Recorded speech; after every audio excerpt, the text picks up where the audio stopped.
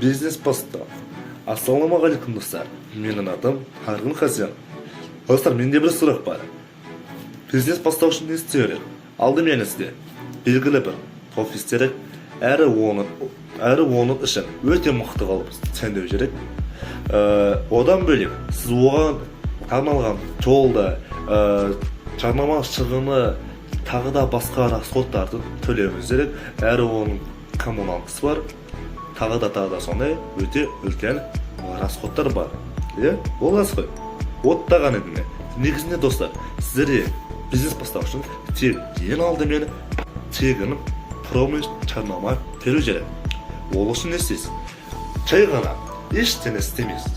Бірінші, сіз OLX бағдарламасына кіресіз. Әрі соның ішінде қалаған бір салаңызды таңдап аласыз. Одан бөлек сол салаға арнап, солардың текстін өзінде алып, оны көзертіп, сол OLX бағдарламасына саласыз. Өзіңіздің атыңызды. Әрі оны топқа саласыз. Мен сізде уәде беремін. Сізде 36 сағаттың ішінде кемінде 3 адам звондау керек. Әрі сіз сол 3 адамның табысына жұмыс істей алатыныңызға көзіңіз жетеді.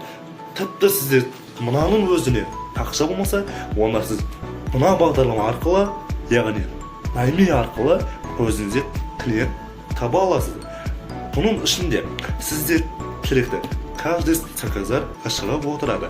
Сіз тек қана активно жұмыс істеп отырсаңыз, намедінің өзі сізде клиенттерді алып келіп беріп отырады.